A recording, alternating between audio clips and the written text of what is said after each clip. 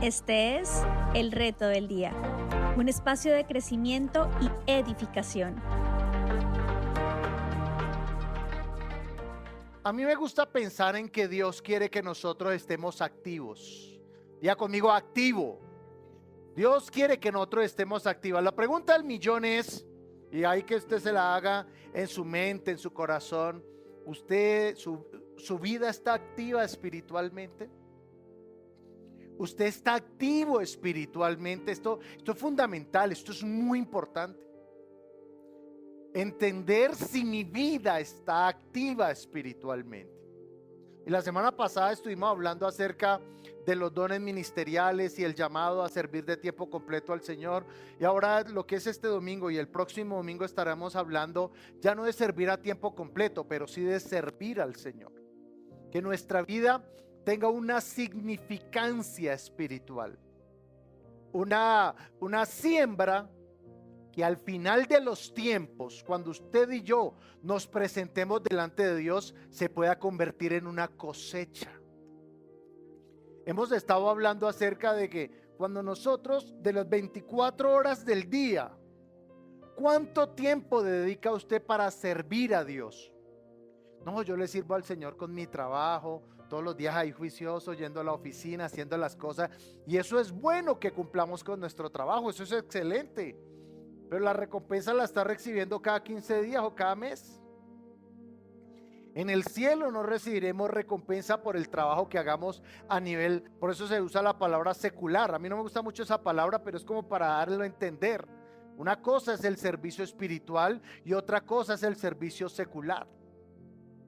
Es decir, cualquier cosa que hacemos nosotros, pero que no tiene significancia eterna, que no tiene repercusión en lo eterno. Y hay algo que tiene una repercusión eterna.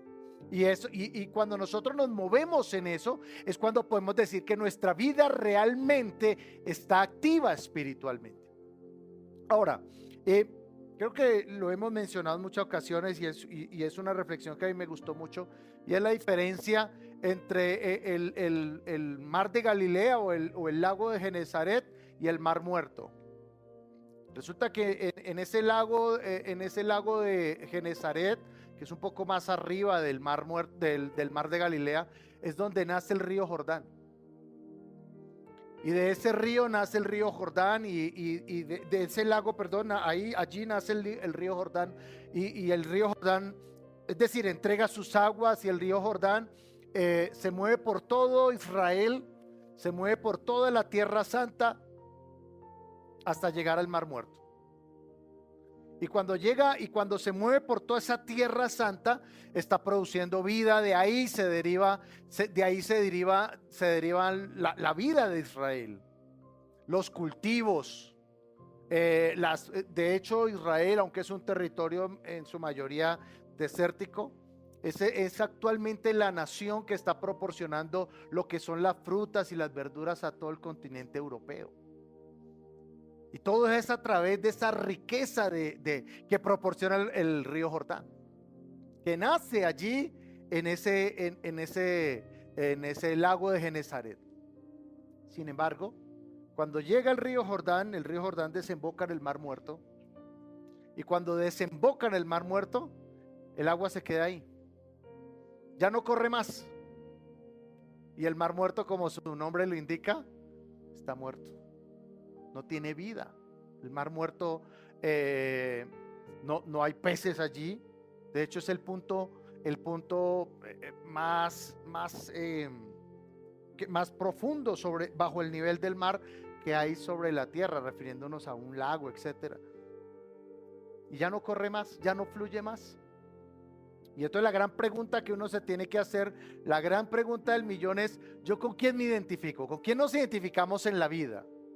Nos identificamos con ese lago de Genesaret que está repartiendo y dando y fluyendo siempre, o con el Mar Muerto que solo recibe y recibimos palabra y recibimos enseñanza y ore por mí y cosas recibimos, pero no fluimos.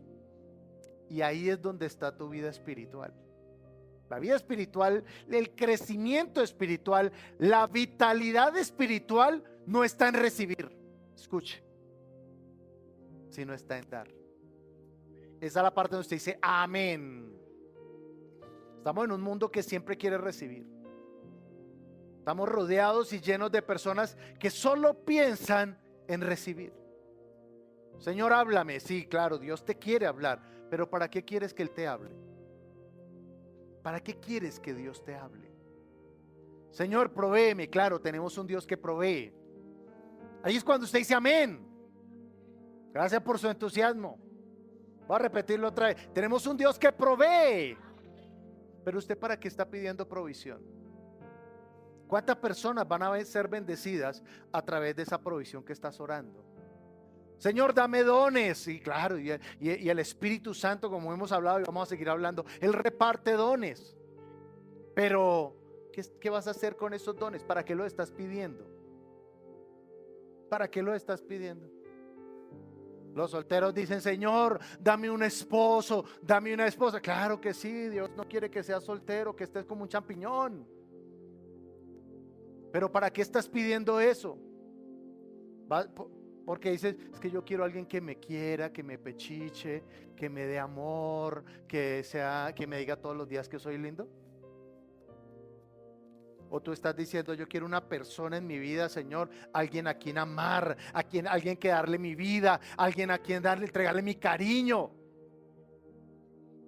Y como vamos a estar hablando hoy, tenemos que despojarnos, porque la semana pasada hablamos de los regalos del Hijo de Jesús, que son los 5 dones del ministerio: apóstoles, profetas, evangelistas, pastores y maestros. Pero hoy vamos a hablar de los regalos del Padre.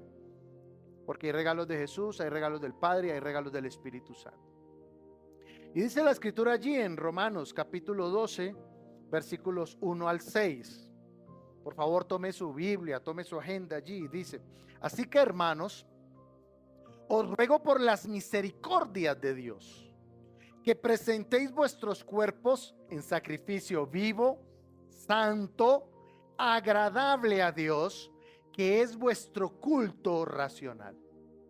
Dice, no os conforméis a este siglo, sino transformaos por medio de la renovación de vuestro entendimiento, para que comprobéis cuál sea la buena voluntad de Dios, agradable y perfecta. ¿Cuántos quieren comprobar la voluntad de Dios? Digo pues, por la gracia que me es dada a cada cual que está entre vosotros, que no tenga más alto concepto de sí que el que debe tener, sino que piense de sí con cordura, conforme a la medida de fe que Dios repartió a cada uno. Porque de la manera que en un cuerpo tenemos muchos miembros, pero no todos los miembros tienen la misma función, así nosotros, siendo muchos, somos un cuerpo en Cristo, y todos miembros los unos de los otros, ¿cierto? De manera que teniendo diferentes dones, según la gracia que nos es dada, si el de profecía, úsese conforme a la medida de la fe, o si de servicio, en servir, el que enseña, en la enseñanza, el que exhorta, en la exhortación, el que reparte, con liberalidad, el que preside, con solicitud, el que hace misericordia, con alegría. El amor sea sin fingimiento. Aborreced lo malo y seguid lo bueno. Amén. Y quiero empezar diciendo que ¿qué es un don? Un don es una habilidad sobrenatural que hemos recibido por la gracia de Dios. Un don es una habilidad sobrenatural que hemos recibido por la gracia de Dios. Y me gusta eso porque hay una gran diferencia entre un don y un talento. Los dones son espirituales, los talentos son naturales. Los dones se reciben, los talentos se aprenden. Entonces, por ejemplo, todos tenemos la habilidad de aprender a tocar un instrumento musical, todos. Porque la guitarra, tocar un instrumento musical no es un don, es un talento. ¿Ya? Todos podríamos aprender matemáticas, ¿no? Porque ser un matemático o desarrollar esa habilidad matemática no es un don, es un talento. Pero hay cosas que reparte el Espíritu Santo y que reparte como Él quiere, dice la palabra. O sea, nosotros no nos ganamos eso. Oye, ¿y usted por qué recibió? ¿Usted por qué ora por los enfermos y se sanan? No, es que yo oro mucho. Yo me meto mucho en ayuno. Eso no es cierto. La habilidad y la gloria es de Dios que escogió ese instrumento. Oye, ¿por qué predicas y lo haces bien? No, porque es que yo desde niño yo declamaba en el colegio. No, eso no es verdad. Es un don que da el Espíritu Santo. Por eso la gloria es de Él, no es nuestra. Amén. En cambio, con los talentos, sí, obviamente hay gente que tiene más talento que otro, ¿no? Hay gente que ha desarrollado más esa habilidad que otros, ¿no? Pero Dios quiere ser honrado no solamente con nuestros talentos, sino también con nuestros dones. Pero los dones son espirituales. Es una bendición que Dios ha depositado sobre sus hijos. ¿Y por qué sobre sus hijos? Porque cuando una persona recibe a Cristo en su corazón, recibe el Espíritu Santo, está recibiendo todo lo precioso de Dios. ¿Cuántos tienen a Cristo en el corazón? Entonces en ti hay algo precioso. Dígale eso así. Dígale, en ti hay algo precioso. Dígale que tiene al lado, eres un regalo de Dios. Algunas esposas dicen, si este es el regalo del Dios, ¿cómo era el regalo del diablo? ¿No? Pero tú eres un regalo de Dios. Tu vida es un regalo de Dios. Y el diablo se quiere encargar, el diablo quiere hacer un trabajo para que no experimentes eso. Esa seguridad de que tu vida es una bendición. Tú eres una bendición. Dígale al que tiene al lado, eres una bendición. Y si el que está al lado de su pareja, dígale, eres mi bendición. ¿No? Ustedes son un regalo de Dios. Tu vida es un regalo de Dios. Hay algo precioso de Dios en tu vida. Pero como le dijeron a ese profeta Spider-Man, ¿cierto? Todo don trae consigo una responsabilidad. Todos los dones traen consigo una responsabilidad. Por eso, si Dios te dio una pareja, no solamente es una bendición, tienes una responsabilidad con esa pareja. Si Dios te dio un don, es una bendición, pero también es una responsabilidad. El día que tú y yo, y tengo que decir esto porque quiero librar responsabilidades delante de Dios. El día que tú vayas delante de Dios, Él te va a pedir cuentas por lo que Él te dio. Hijo, te di este don de sanidad. Cuéntame por cuántos enfermos oraste. Te di el don de discernimiento. Dime cuántas personas liberaste en la vida. Te di los dones. Te di las habilidades. ¿Qué hiciste con eso? Los pusiste a funcionar y como aquel lago de Genezaret, fluiste y ahí bendeciste personas y ministraste personas, o lo enterraste. ¿Y lo enterraste detrás de qué? De los sentimientos, ¿no? Es que no pude, es que no fui capaz, que no me sentí bien, es que nadie me quiso en la vida, es que me hirieron mucho. ¿Qué hiciste con el don que Dios te dio? ¿Lo pusiste a funcionar, a multiplicar, o lo escondiste? Pero los dones son algo, una habilidad que todos nosotros. ¿Quiénes son hijos de Dios aquí? Bueno, hay algunos que no son hijos de Dios. ¿Cuántos son hijos de Dios aquí? Luego tú tienes un don. Hay algo que Dios ha depositado en ti. Dios no deja a ninguno de sus hijos sin dones. Ningún hijo de Dios puede decir, Dios no me dio nada, Dios no me entregó nada, porque el Padre es un dador en su carácter, en su naturaleza, es un dador.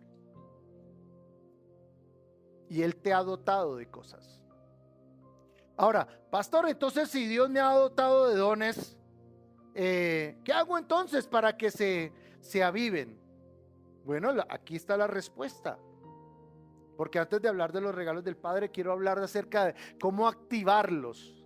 A mí me gusta pensar en que nosotros, que digamos que la oración, la palabra, el congregarnos, la alabanza, funcionan como, como el efecto entre cuando se une un Alka-Seltzer y el agua.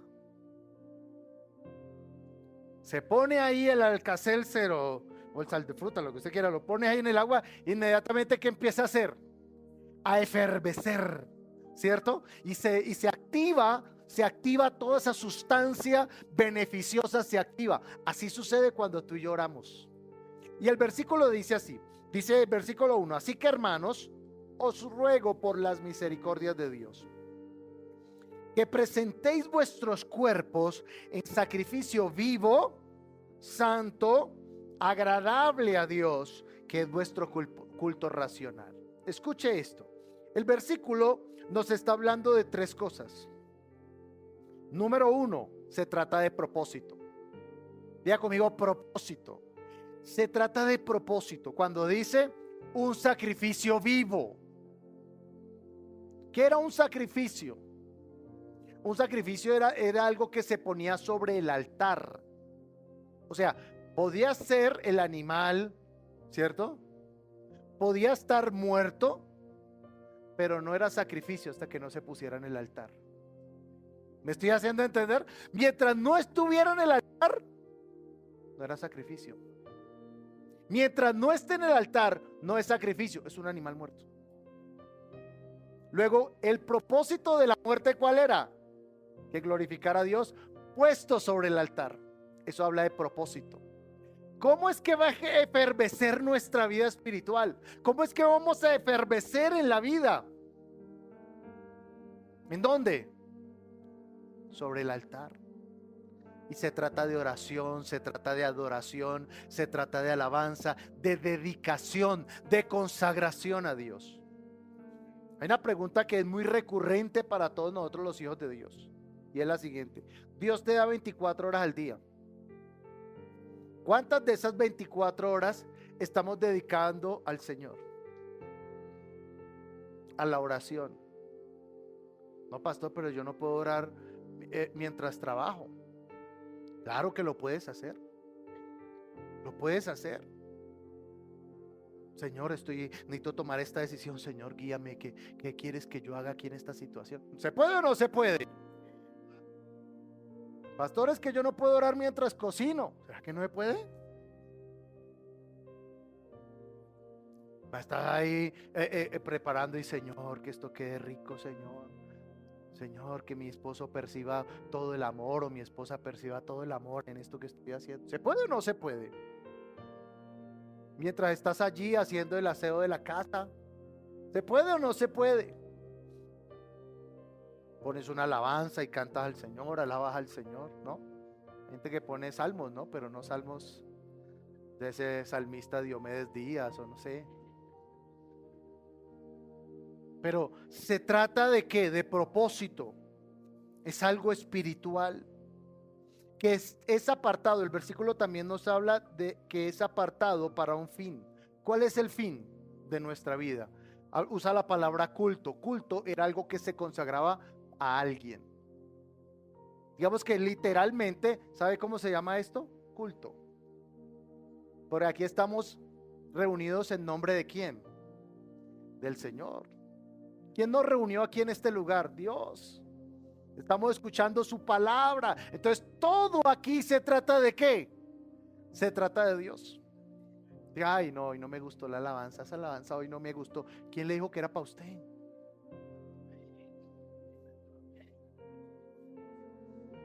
Sí. O sea que no se trata de nosotros. Se trata de Él. Que Él sea honrado, que Él sea glorificado. Por eso yo a veces con esta voz de tarro digo, Señor, me da pena cantar, pero Señor, guárdalos. Y empiezo a cantarle a Él. Porque es un culto a Él, ¿cierto? Entonces llevamos dos cosas. El versículo habla de propósito. Se trata de que somos apartados para un fin, para un culto a Dios.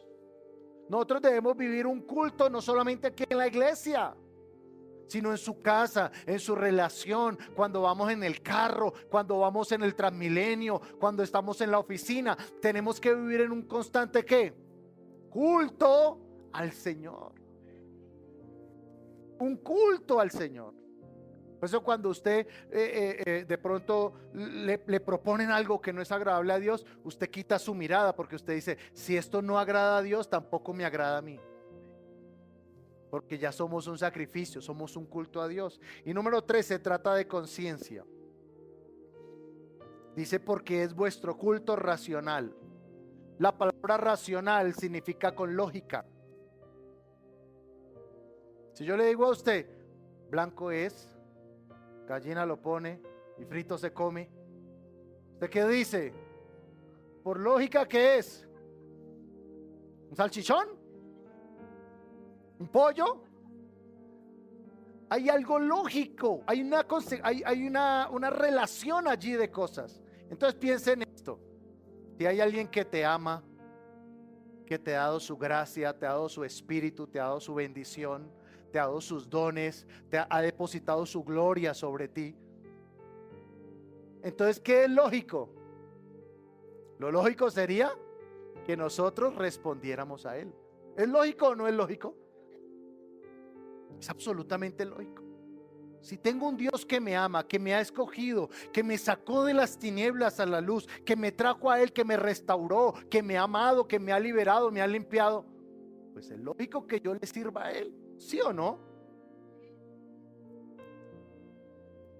Si ha hecho todo el bien conmigo, si ha depositado todo su bien conmigo y sobre mí, pues es lógico que yo le responda positivamente. Eso es lo que dice el versículo 1. Y esa dedicación, esa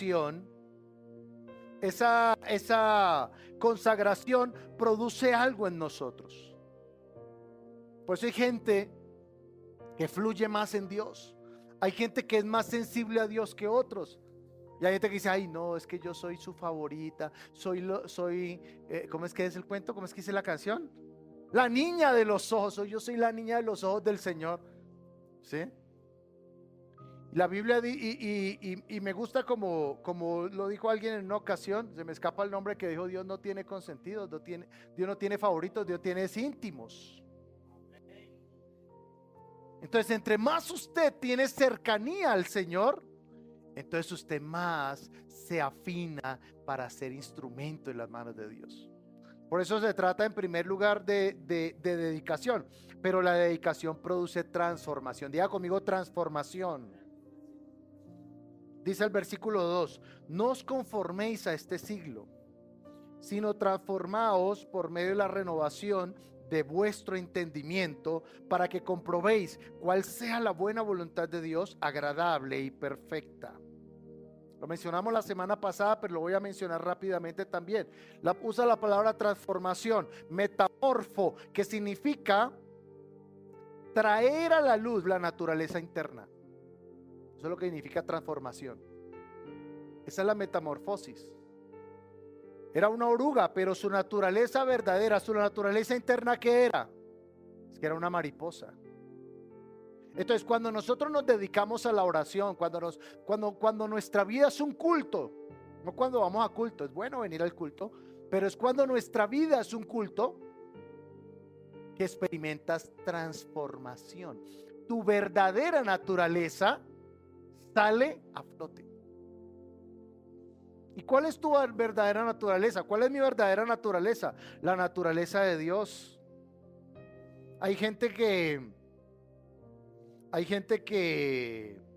dice, es que yo soy así, como mal geniados. Bueno, no vinieron hoy, pero son mal geniados, son iracundos, son impulsivos. Es que yo soy así. Eso no es verdad. Tú no eres así. Tu verdadera naturaleza no es esa. No dijeron amén, gracias mi hermano. Voy a repetirlo porque ¿no? Tu verdadera naturaleza no es esa. Yo soy rebelde porque el mundo. No, no, esa no es su verdadera naturaleza. Usted no es rebelde. Esa no es su verdadera naturaleza. Su naturaleza es la naturaleza del Hijo de Dios. Pastor, ¿pero dónde está que no la veo? Solo hay una cosa que la saca a la luz. Y es la intimidad con Dios. Por eso hablamos en el versículo 1. La comunión con Dios. Cuando eres un sacrificio puesto sobre el altar. Puesto sobre el altar. Porque en el altar había fuego. Y en el altar, entonces, ¿qué sucedía? ¿Qué pasa cuando usted pone una carne sobre un altar? ¿A qué huele? Huele agradable, ¿no? Huele agradable. Usted va por un asadero, usted va pasando por un asadero y usted me dice, uy, qué cosa tan horrible eso. A menos que sea vegano, ¿no? Pero usted va pasando por un asadero como cuando usted pasa por una panadería, ¿no? Usted pasa por una panadería y ¿qué sucede? Ay, Señor, de aquí soy, Señor. ¿Cierto? Pero usted pasa por una carnicería, pase por una carnicería. ¿Y a qué huele? ¿Es agradable? Pero es carne. ¿Qué marca la diferencia entonces? El altar. La preparación. Cuando se pone allí sobre el altar. Eso es lo que marca la diferencia. Ahora la pregunta es, ¿a qué olemos nosotros? ¿Olemos a carne cruda? ¿O olemos a carne asada? Nadie pasa por una carnicería. Bueno, no sé usted, pero yo por lo menos no pasa por la carnicería y no pasa por la carnicería y uno, pues usted pasa por un asadero y qué agradable. Así es el Padre Celestial. Cuando eres puesto sobre el altar, algo se gesta en tu vida que se vuelve ¿qué? Esa es tu verdadera. Pero entonces, ¿cuándo es que sale esa verdadera naturaleza? ¿Cuándo es que sale ese olor agradable, Rey? Cuando se pone sobre el altar. Dígale que tiene al lado de un codacito y dígale, póngase sobre el altar. Entonces, ¿quieres ser transformado? ¿Cuántos quieren ser transformados? Entonces pasa más tiempo con tu Padre. Hace más tiempo con el Padre. Me gusta como sucede en la naturaleza, ¿no? Digamos que así debería ser nosotros como padre. Hoy no es el día del padre, es el día de la madre. Vamos a celebrar dentro de 8 días, Dios mediante, con las madres. Pero en la naturaleza, ¿qué sucede con los leones? ¿Quién les enseña a ser un león? El papá. El papá es el que le enseña ciertas cosas al león. Ahora, nosotros queremos recibir y experimentar la naturaleza del Padre, debemos pasar más tiempo con el Padre. Ahora, hay algo que impide que fluyan los dones. ¿Y sabe cómo se llama? Hay dos cosas que impiden. Número uno, el egoísmo. El egoísmo trae muchos problemas. Trae muchos problemas a nivel espiritual y a nivel relacional. A veces hay demasiado egoísmo en nosotros. Como les decía inicialmente, Señor, bendíceme. Sí, pero ¿para qué estás pidiendo bendición? Señor, ábreme puertas. ¿Para qué estás pidiendo puertas? ¿Por qué estás pidiendo o para quién estás pidiendo lo que estás pidiendo? ¿Para quién pedimos? ¿Para nosotros? ¿O pedimos para Él? Y para ser instrumento en las manos de Dios tenemos que renunciar al egoísmo. Por eso les ponía el ejemplo del lago. Si el lago tuviera vida en sí mismo, conciencia de sí mismo, ¿sí? Podemos pensar que es un lago generoso, ¿no? ¿Por qué? Porque todo el tiempo que está haciendo, dando y fluyendo y fluyendo y fluyendo. Hay gente que se cansa en las relaciones, ¿no? No, ya estoy cansado, ya estoy cansada. Yo doy y doy y doy y no recibo. Me voy. Pero esa es tu naturaleza como hijo de Dios, como hija de Dios, dar. No les gustó mucho eso, entonces yo sigo.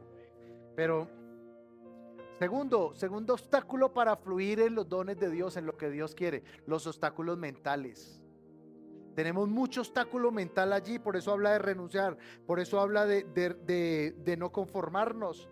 No puedo, no tengo tiempo, no me alcanza. Hay gente que todo, no puedo. Ven, Dios te quiere usar en sanidad. ¿Será? No, es que yo, ¿qué tal que yo ore y se muera? Por lo menos inténtelo. Por lo menos intente orar. ¿Qué tal que yo predique y se me trabe la lengua? No importa, por lo menos inténtelo. ¿Qué tal que yo cante y se me salgan los gallos? No importa, inténtelo. Pero quítese esa alimentación de no puedo, de no tengo tiempo. No es que no tengo tiempo. Estamos en la generación que no tiene tiempo. No me alcanzan los recursos. No me alcanza, es que no me alcanza. Rompa eso. Hay gente que a nivel financiero dice, es que hay que apretarse el cinturón. Y sí, o sea, nosotros tenemos que ser buenos administradores, pero ¿por qué no piensa más bien en aumentar los recursos? ¿Por qué no piensa más bien en aumentar los recursos, en multiplicar lo que Dios le ha dado? Pero a toda hora estamos pensando en qué. No, hay que ahorrar, hay que apretarse el cinturón, Pero ninguno apretando el cinturón ha prosperado. Porque lo que produce prosperidad es invertir, es sembrar. Y usted invierte en un negocio, eso se llama sembrar. Usted hace una inversión, eso se llama sembrar. Salomón lo dijo así: invierte aquí, allí, porque no sabes el mal que viene sobre la tierra. Eso se llama mentalidad de inversión. No poner todos los huevos en una sola gallina. Y hoy no es en una sola gallina. No poner en una sola canasta.